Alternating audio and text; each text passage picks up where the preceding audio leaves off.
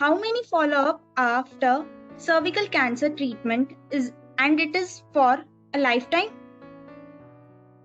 So after one has been treated with cervical cancer, one needs to follow up at an interval of about 3 to 6 monthly for the first 2 years. After that, for the next 3 years, one needs to be at a 6 monthly follow-up. After that, the follow-up needs to be annual. Yes, the follow-up continues for life, but almost if 10 years have passed by, we consider it cured, but the follow-up never stops. Can my cervical cancer come back?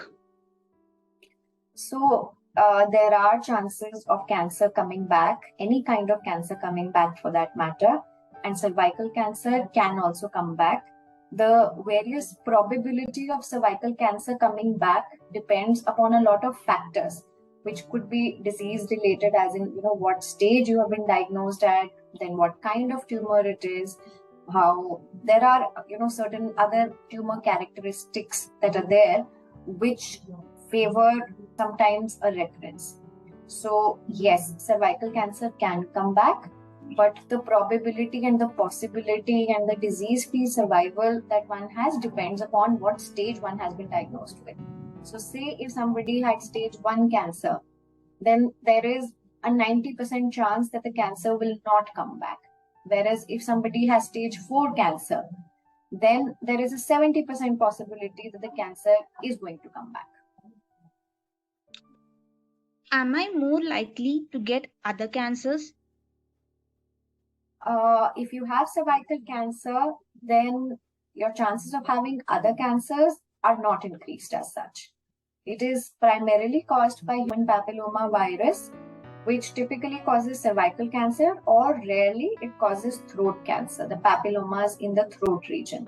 So any other cancer, your possibility is not increased because of having cervical cancer. Will I be able to have kids? So it depends upon what kind of treatment has been done for you for cervical cancer. Sometimes there are possibilities. If it is an early stage cervical cancer, then certain procedures surgically have been done, which are called fertility sparing procedures.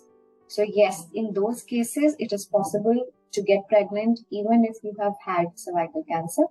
Otherwise, if the ovaries have been saved before the treatment begins, then taking out the eggs and having surrogate babies is also a possibility.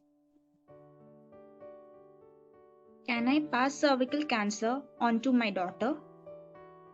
No, you cannot pass cervical cancer on to your daughter. Cervical cancer, as I told, is primarily caused by human papilloma virus, and every individual woman needs to get tested for HPV and pap smear to determine their own risk, but it does not transmit from mother to daughter. It's not like breast or ovarian cancer. It does not transmit from one generation to the other.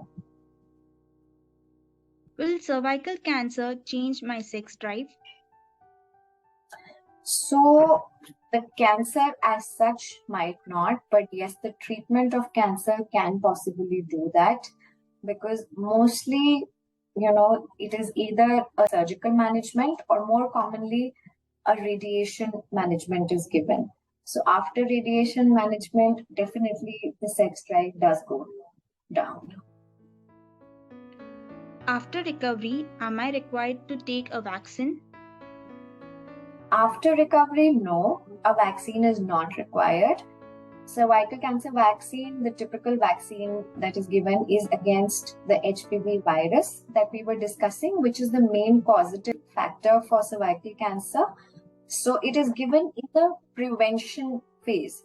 It is not given in the treatment phase. So if you have been treated by cervical cancer, then it's not going to be given. It is to be given only when somebody has not had cervical cancer. Say, a young girl, an 11-year-old young girl, typically from that age to the age of 25, or sometimes even extended to 40, 45 years, one can take the HPV vaccine, but not if one has had cancer. No. How long will I live after surgery? So it is a very blanket question, and we will talk about facts that are there with respect to, as I said, different stages have different survival rates.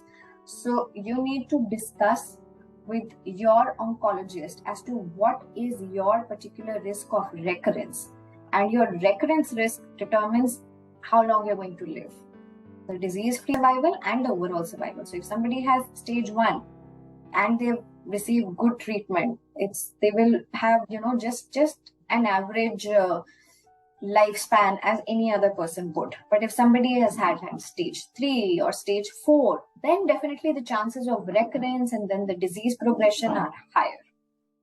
So there is no blanket answer as to if you've had surgery, how long are you going to live. It depends upon your stage, your grade, and the kind of treatment that you have had, which is going to determine how long you're going to live.